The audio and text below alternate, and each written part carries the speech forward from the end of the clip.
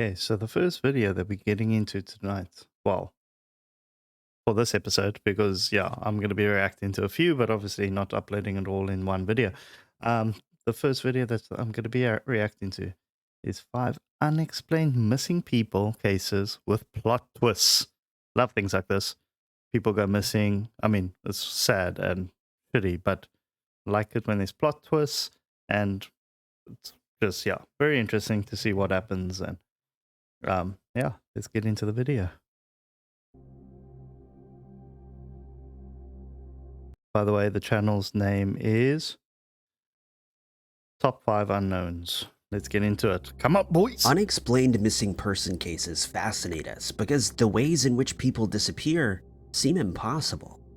A normal day can become a nightmare in an instant when a loved one disappears just around a corner, or an apartment is abandoned with no sign of a struggle. Sometimes investigators learn new information that makes these cases even more bewildering without getting any closer to solving them. Number 5. 29-year-old Amanda Lynn Schumann-Deza was last seen sometime in the early... Try saying that 5 times fast. Amanda Lynn Schumann-Deza, Amanda Lynn Schumann-Deza. I didn't try it. 1990s. Wasn't even trying. Outside of a Napa, California apartment complex. Deza was a mother to 3 young children, a beloved daughter, and had recently separated from her husband. Outside of the apartment building, she was seen standing with a strange man who she'd met at a rehabilitation facility. Then she vanished. Her family didn't file a missing person report. Law enforcement would later claim that people... Pretty sure that should be like the first thing you do. Come on, people. Did look for her, but nobody got far. In March of 1995, in the city of Holt, California, 2 scavengers pulled an old refrigerator out of a drainage ditch. What they found inside would horrify them and haunt detectives for decades to come. Inside the refrigerator was the body of a woman, wrapped in a sleeping bag. The woman had no identifying documents, but was in possession of a diamond ring and other jewelry. Forensic experts determined that she'd been there for at least 6 months, and that she had suffered blunt force trauma injuries. John Huber, an investigator working on homicide cases at the time, was initially optimistic that he would be able to identify the woman.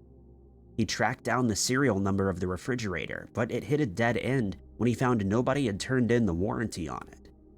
In the freezer, he found 5 small cartons of Crystal brand milk, which he discovered were only distributed in Northern California schools and jails.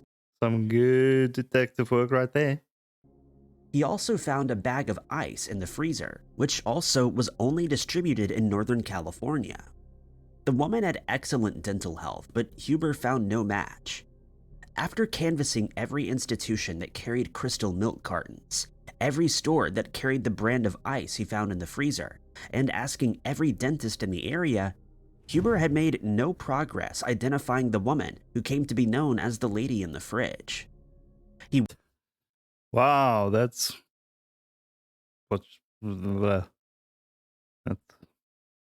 clever. No ways, man. Come on. The lady in the fridge. She was killed, murdered, and found in a fridge. Hence, lady in the fridge.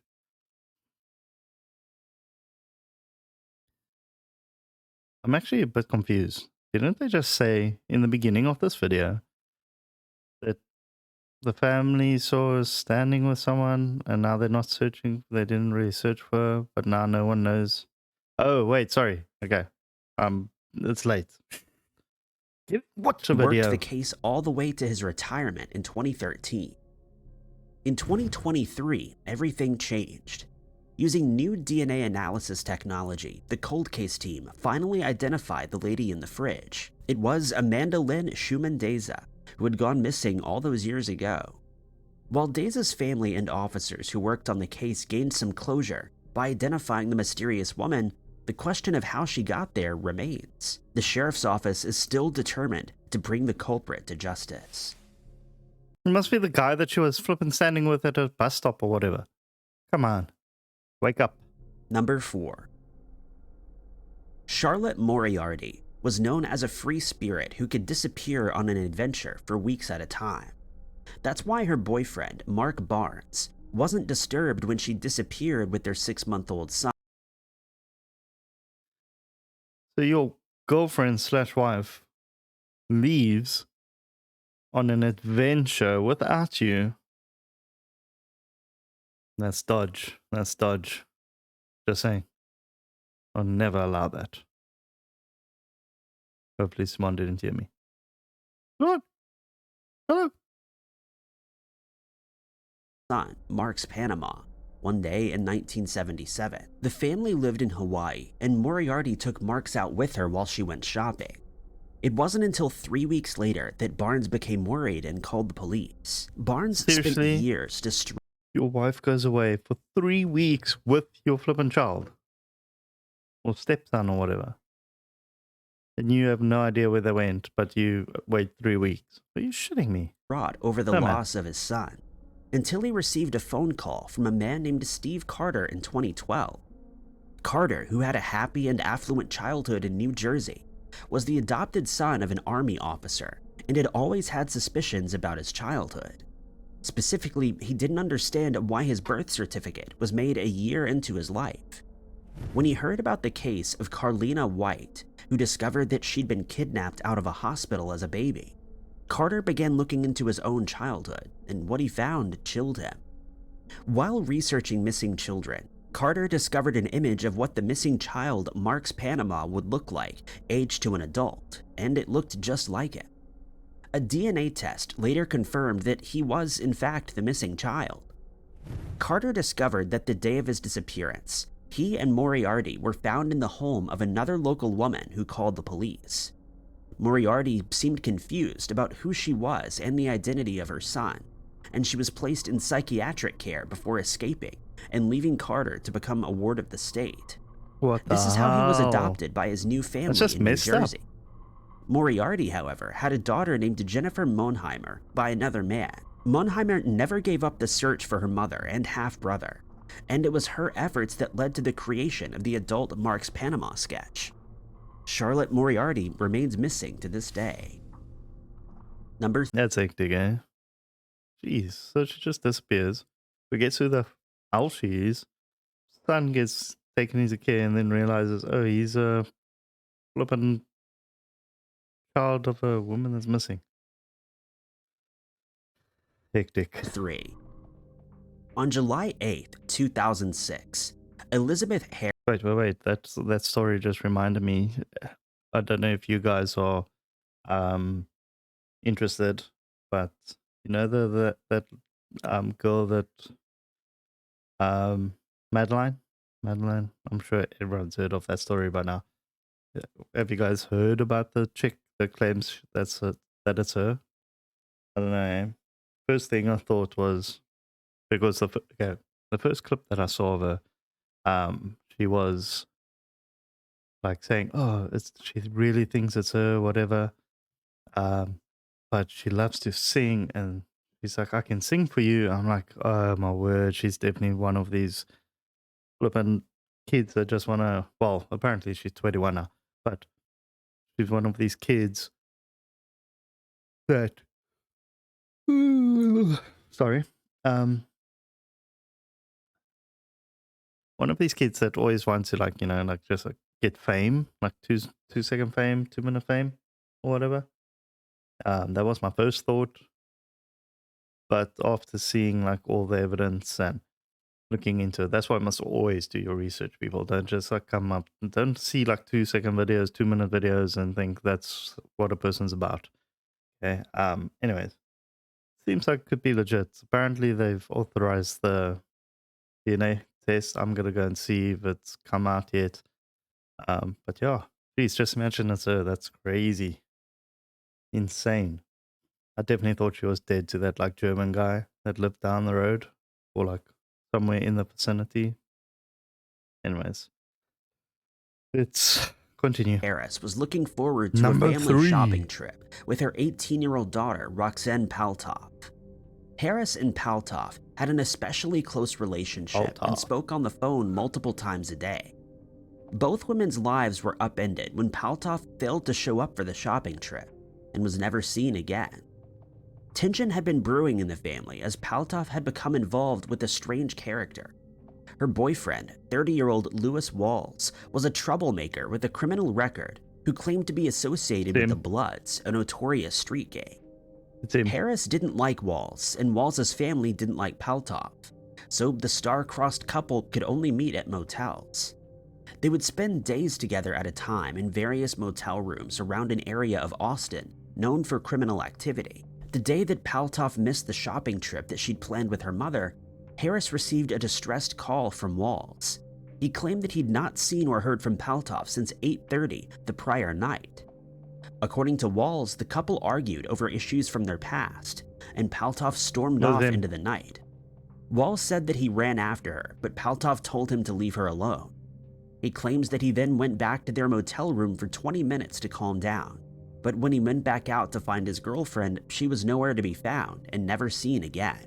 At first, police saw this as a typical lover's quarrel and didn't expect foul play.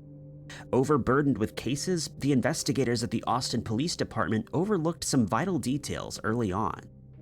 In the immediate aftermath of the disappearance, it just happens so freaking often, eh?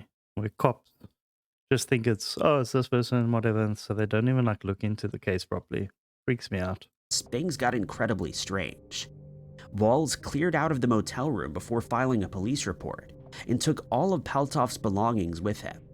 Because of this, police were not able to properly search for clues. Walls then held Paltov's cell phone for the next week and made a bewildering 300 calls to various hotels, friends, and singles chat lines, using the phone for hours and hours before returning it to Harris. One of the possessions Paltov supposedly left in the motel room with Walls was her purse, which her family swears she would never go anywhere without.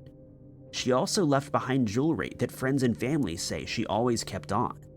It's him. People who knew Paltov also think that if she stormed off in anger, she would have taken her phone to call her mother. In another strange detail, 6 days after Paltov disappeared, a man named Jeffrey Moore got into a violent altercation at a hotel near the place where Walls and Paltov had been staying. When a security guard broke up the fight, he found Paltov's license in Moore's wallet. Even after questioning him, police were still unsure how Moore came into possession of the ID, even though Walls later threatened another girlfriend and reportedly told her that he had been responsible for Paltov's disappearance. You're shitting me. Everything is leading to this guy. You can't tell me it's not him. Come on. Investigators were unable to find any evidence, new leads, or usable confessions. Then, in 2019, Paltov's younger sister found something odd in her cell phone records. She found that between 6:44 p.m. and 8:42 p.m. on July 7, 2006, the hours just before Paltov disappeared, her phone made 12 calls that appeared to have been roaming charges. This means perplexingly that the phone was making calls outside of its service area just before Walls flooded the phone records with hundreds of random dials. Anyone with information about this case is encouraged to call the Austin Police Department's missing person unit. How has this case not been closed yet? Come on, man. Jeez. At 512-974. Must be that guy. Am I wrong? Tell me I'm wrong. Tell me I'm wrong in the comments down below, please. Or 52. Please do it. 250. Number 2. In 1985, a strange young man named Christopher Chichester was staying in the Los Angeles home of an elderly woman named Didi Sohas. On the right. Didi was quiet and kept to herself, and Christopher was an enigma. He was German, studying to become an actor, would sometimes use the fake middle name of Mountbatten, and hand out fake business cards that claimed he was a baronet. What's a baronet? While Christopher didn't have much money of his own, he was fond of the finer things in life and would even use Didi's money to buy expensive clothing for himself. All of this changed when Didi's son, John, and his wife, Linda, moved in. John quickly became suspicious of Christopher and began inquiring about his background. Shortly after, John and Linda left town, and Christopher told Didi that they'd urgently been called away on business. One of Christopher's friends noticed a patch of freshly disturbed dirt in the backyard. but he brushed it off with an excuse about plumbing. Then Christopher disappeared too. Decades later, the full story would be revealed.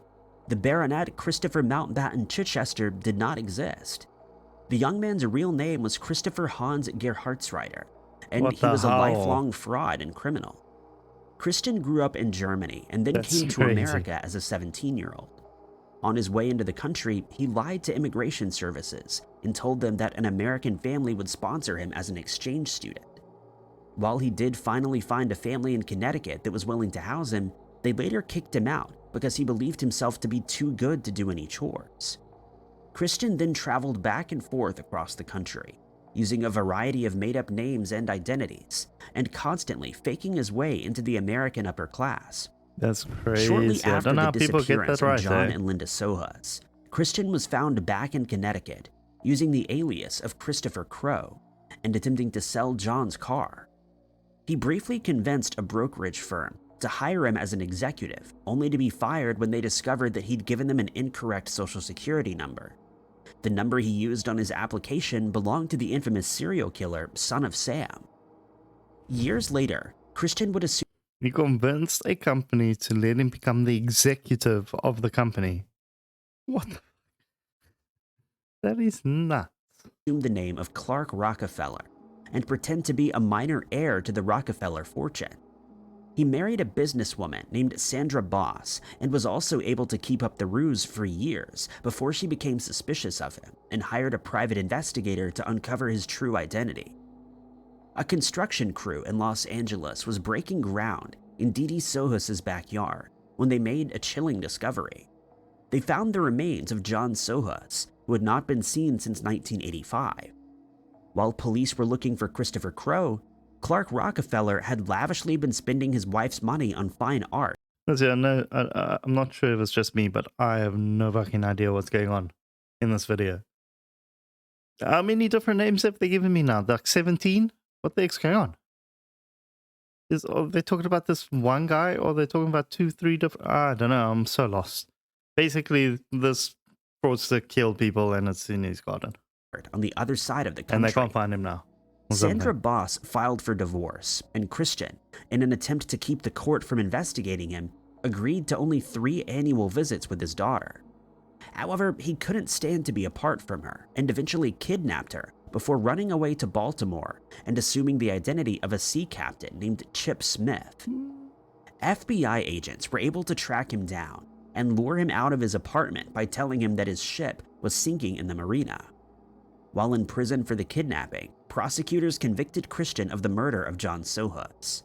The location of Linda, however, remains a mystery. Okay, so that's where the Number 1. mystery comes in. In You feel August that of from it. 1912 in Louisiana, Leslie Dunbar and her family took a trip to Swayze Lake, Louisiana, where she lost her 4-year-old son, Bobby. Bobby had a distinctive mole and a scar on his foot, and the wealthy Dunbar family searched feverishly for him. After an 8-month statewide search, officers found Bobby in the custody of William Cantwell Walters. Who's that? Walters claimed that Bobby was actually a young boy named Bruce, who was the illegitimate son of his brother by a poor woman named Julia Anderson. Anderson, he said, had asked him to watch Bruce for her while she worked. However, Bruce had the same scar and mole that Bobby had. Even though locals corroborated Walter's story, he was arrested for kidnapping. Newspapers provided mixed accounts, some saying that the boy instantly recognized Leslie Dunbar as his mother, and others saying that the sight of the mother made him cry. The Dunbars went to court to fight for custody. Are they saying that these 2 children are the same person? It doesn't look like it to me. Different mouths. Can't see, but this nose looks fat, so maybe they just got plump, I guess. Maybe that ear and this ear match, like, like the orientation. The hair looks completely different. I don't know, eh? I don't know. What would you say? Of their son and won. Julia Anderson lost custody of the boy, who she claimed to be Bruce, and Walters went to jail, writing in a letter, quote, "It seems that I must suffer now for an imaginary sin or crime that has never been committed. Decades later, he would be vindicated. The boy grew up as Bobby Dunbar and had children and grandchildren in the family. Then, in the early 2000s, his granddaughter, Margaret Dunbar Cutright, was disturbed by the conflicting newspaper accounts that surrounded the battle over his custody. Determined to find the truth of the matter, she had her DNA tested against the son of Bobby's brother. It wasn't a match, meaning the man who lived as Bobby Dunbar had been Bruce Anderson all along. Thank you guys so much for watching. If you liked this, Yeah, just hold on. 5 unexplained missing people cases. Where was the missing person in this case? Come on. Don't lie to me, eh? Anyways, hope you guys enjoyed that video. Yeah, some crazy stories there. I'm sure next time we'll see some more crazy stuff. And don't forget to go and subscribe to Unknown Top 5. Yeah, hit the subscribe button. Not mine, theirs.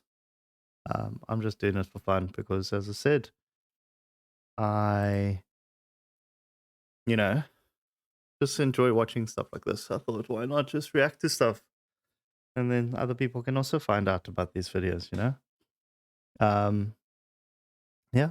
Hope you guys enjoyed it. Check you in the next video. Bye.